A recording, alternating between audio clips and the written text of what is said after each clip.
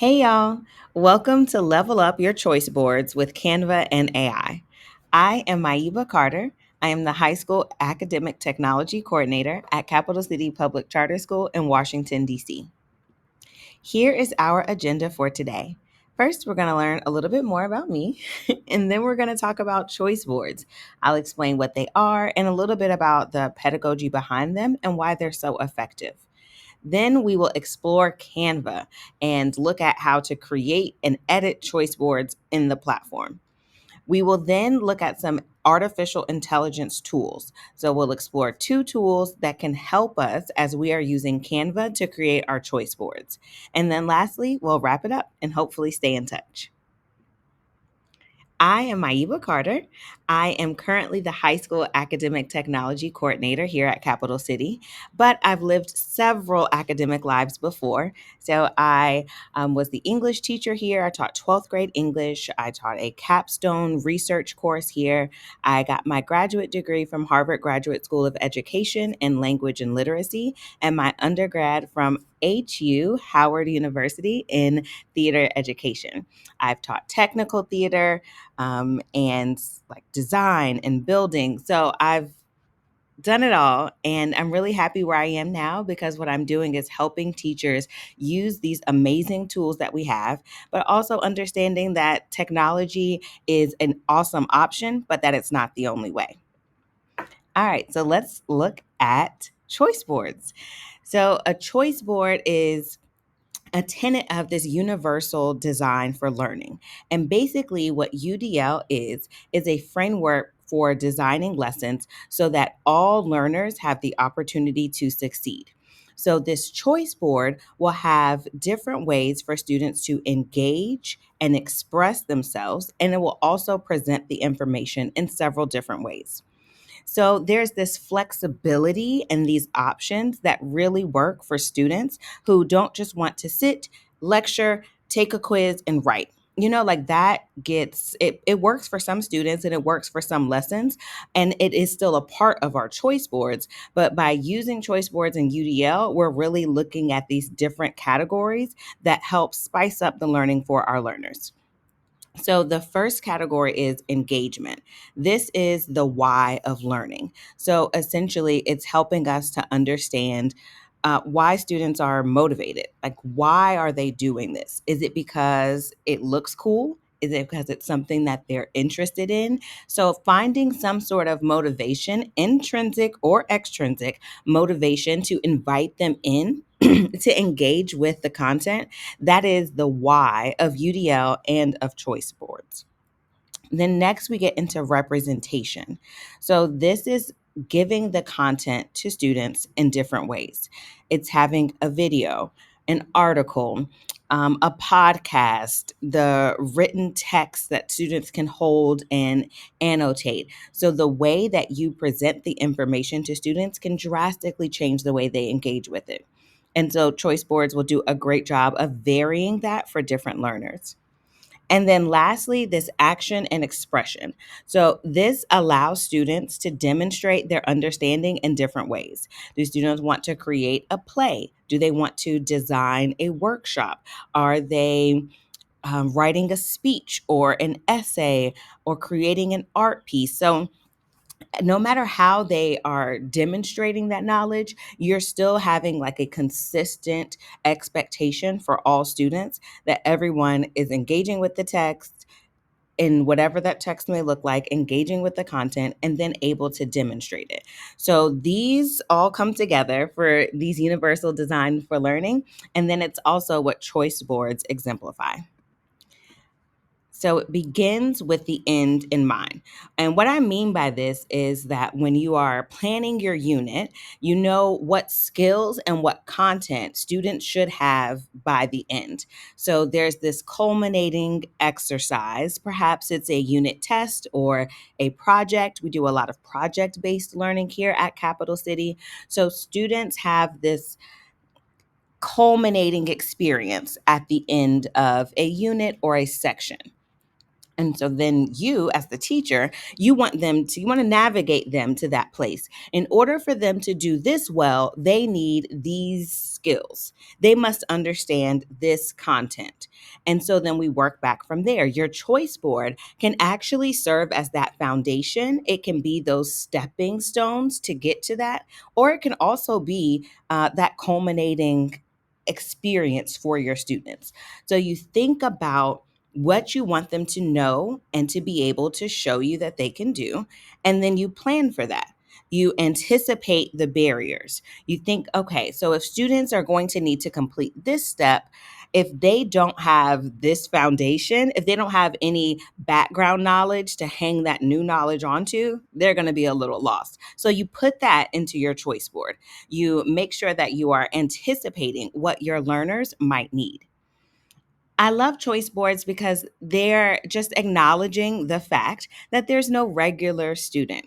There's no average learner. There's no, oh, well, most students may do this because every kid is going to come to your classroom every day with a different affect, a different set of needs, and different experiences. And so, your choice board and really planning backwards will help you to make sure that all students can access the content. So, here's some examples of what choice boards could look like. Now, the ones we're going to make are going to be super fancy, they're going to be cute and interactive. These are also good. Okay, like it doesn't have to be um as jazzy as the ones that we're going to make, but these choice boards still have the same three elements of engagement, representation, and action and expression. They still let students, okay, so I'm going to look down this choice board. I want to watch the video, and then I'm going to create the pamphlet, and then I'm going to create a quiz with my group. So even if it's black and white on a sheet of paper, it's fine. A choice board is still an effective way, no matter how it looks. So don't let that be a hindrance to you. There are going to be a lot of things that we're introduced to today, and maybe you can just take like snippets of it back to your classroom. You take that small bit, and you will definitely have an impact on your students. So, to do a choice board well, you have to find the resources for it. So each of these squares could be an hour of work for a teacher. So you're finding the resources, and then you're making sure it's in student friendly language, making sure that it's student facing. And then you're looking back with that lens of, do I have different ways that the content is represented? Do I have different ways that students can express themselves? And so you're going back to each of these squares to make sure that you have planned accordingly so that every student has a way to access the content. And that can take a lot of time. So we're going to go see what Canva can do to help us out with that. Canva to the rescue. Today, I'm going to be using my Canva EDU account. And so, any school or any nonprofit, K through 12, that includes like any primary, secondary school, Canva is 100% free. It's free. It's not freemium. There are no secret after 30 days. Now you have to pay for it. It's just legit free for teachers and educators, which I love. So there are no paywalls. You just have to set up your account. And what I love about Canva is that it has so many awesome templates that we can use. And there's this library of resources from like lesson plans or choice boards, which we're going to look at today. It's got content like images and sounds and videos, and it's all free for teachers. So you might have to sign up with like work with your IT so that everybody at your school can have access. But even as an individual, you can still sign up for free, just you as an educator. So definitely do that, because some of the things that we're going to be exploring are like a paid version if you were just a regular Canva user. But you, friend, are not a regular Canva user. You are a teacher or librarian. So definitely take advantage of these awesome resources and get your EDU free Canva account. Here I am at the Canva website, canva.com, and I'm already logged in. And although you can explore by just searching, I think the best thing to do is to type in what you want. So I'm going to type in choice boards here. And so the first thing I see at the top is that there are these ready to teach lessons. So we're not going to be exploring these today, but these are not just the choice board, but the lesson that goes with it. And they're pretty solid lessons. You just have to go through and make sure that it's like your content and your age range. But we are going to scroll past that to these 18,650 template options for choice boards. So some of these are pre-made even with all the activities already in them. It's not the full lesson, but if you're just looking for an additional component and this fits, you can even just make like a few tweaks and it could work out for you. So let's look at this math choice board. Okay, so it's got 9 different options here for students. It looks like counting 1 to 15. If this is what you need, boom, it's already done. Canva has saved you so much time from going to figure out different activities for your students. You could look a little more. I think I saw one. Yeah, here's the one I was looking at earlier is this solar eclipse board. And we can see here that it is for grade 7 or 8 and it's for science. It's created by a content creator that has shared it with Canva. And you see here with this EDU, that means that we have access to this resource because we have an educator account. And so these activities, I like this one because it tells you, like, okay, this is for research, for art. Here's one for writing. There's one to go outside and literally go look at the eclipse with the appropriate eyewear, of course. And so it has the bold category at the top. And then under it, it explains the task. All right, so now that we have like a good lay of the land about the templates that exist, we are going to use some generative AI tools to help to populate some of these templates. So some of them that are on Canva are exactly what you need. But I've also created 5 options of templates for resources that you will put in to the template and share with your students digitally. So what you see on your screen now, these 2 AI tools, and they're definitely not the only 2, but they are the 2 that I use the most and that I work with teachers using the most.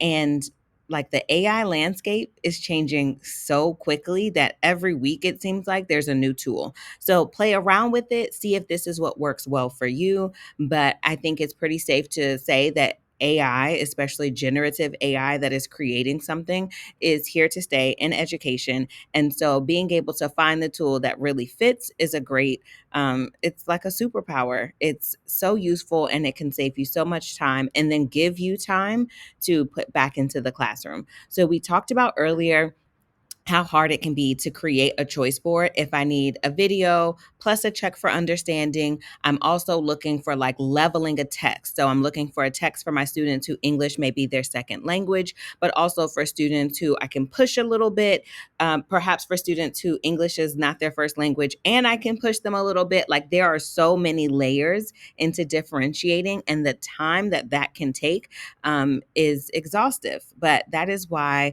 I help teachers to use both Brisk Teaching and Magic School AI to help lighten that load. So Brisk, what I love about it is that it's a Chrome extension. So you can use it on top of resources that you've already vetted. It just shows up right at the bottom, and we'll take a look at it. It shows up at the bottom of your screen. You can brisk it, and then that reminds me of like a delicious barbecued meat. Sorry, you guys.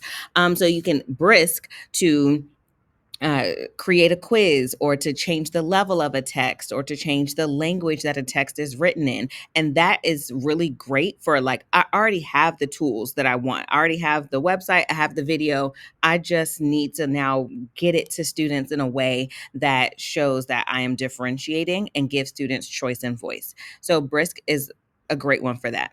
Now, Magic School has different strengths. I think that Magic School is awesome if I have like ideas but they haven't turned into tangible products for students yet. So I'm like, man, I really wish I had a text that talked about insert topic here.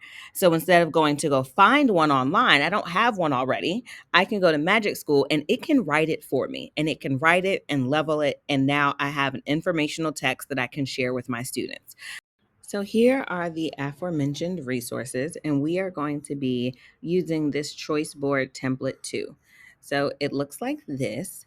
And again, you will be sharing a version of this with your students digitally. So students can complete this. Nothing needs to be printed. They can do this all digitally. It should be, it'll all be graded in a digital format. So asynchronous or synchronous learning, this is a really awesome option for a choice board because students, you'll prepare everything in a digital realm, and then you don't have to worry about like, oh, I need to bring papers home to grade. It'll just be on your device. So, this choice board is for building background knowledge so that students can have some understanding of the content before you engage with it or build and layer upon it. So, I'm going to talk about apartheid in South Africa because I've taught the book Born a Crime by Trevor Noah. And after the first, during actually the first time I taught it, I realized sometimes students don't know who Trevor Noah is. And so then they also don't have like any conceptual understanding of apartheid and are not sure why he was born a crime, why that's the name of the memoir. And so we're attempting to have these discussions about equality and class and change, and they are lost in the sauce, honey. So my co-teacher and I realized that we needed to build some background knowledge. Duh, our students need something to hang that new information on, because we were trying to help them get there, but they were just, there was too big of a gap between where we wanted them to be and where they were. So you should always start with building background knowledge to help your students to have a solid foundation. This choice board has different ways for students to engage with the content and also to demonstrate their understanding. So we have a video plus a check for understanding, an academic journal and some annotations, a podcast and a mini quiz. Guess what? A mini quiz is just like a regular quiz, but sometimes I put the word mini in front of things so that students think that it's like a little bit less and it's less intimidating. So it's just a quiz, but mini quiz sounds like, oh, huh, I got that. We're going to do a website scavenger hunt, an interactive AI chatbot with a note catcher, and then a leveled text with another mini quiz. So, we're going to go between Canva, where we are housing and publishing this choice board, Brisk Teaching, and Magic School. And so we'll just be moving betwixt the three. So I'm going to start with a video that I already have. So here's a video. Trevor chats with his grandma about apartheid and tours her home MTV Cribs style.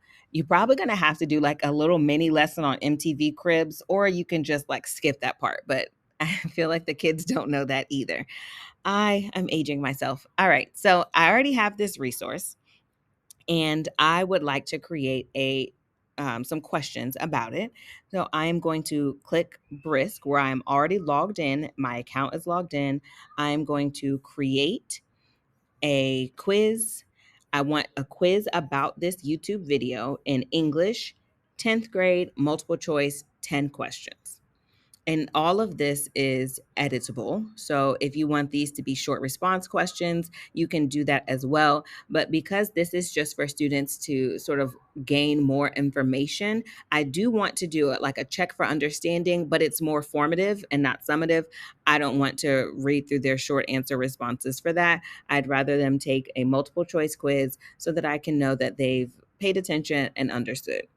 When I click Brisk It and then new form, it will create a Google form that is already populated with the questions. So I had already pulled this one up.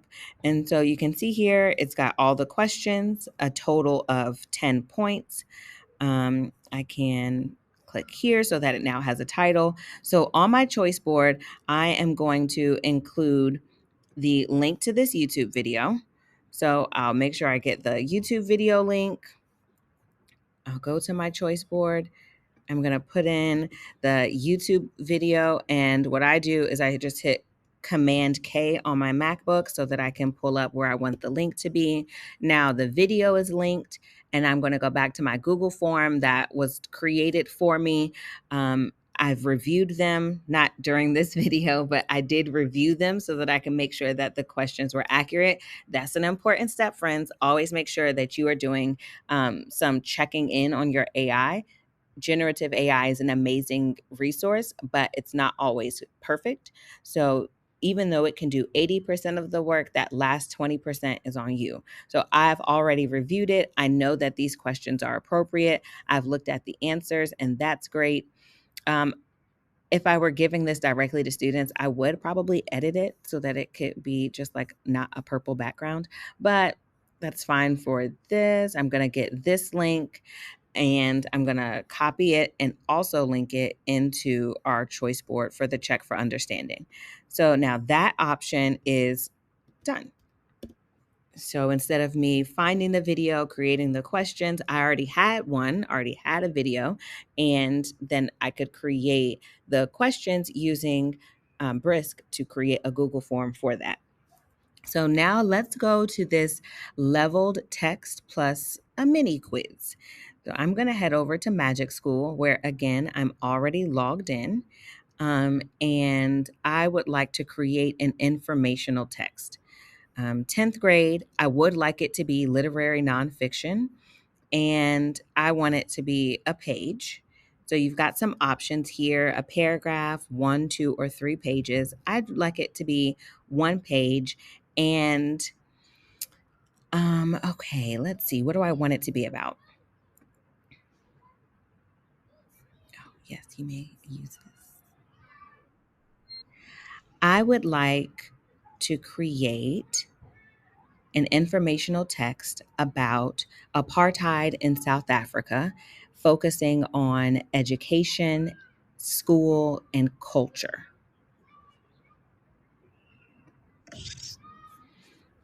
All right, so that's there. I am going to generate. I put it at a 10th grade level, and now it has created what is about 1 page of text.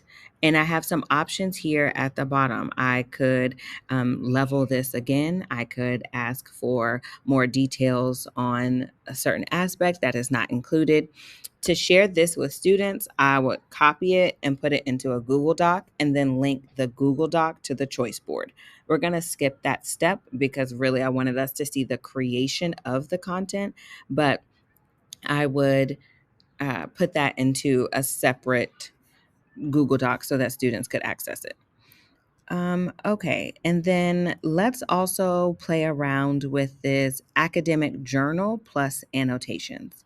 So for this one, we are going to use a resource that I already have.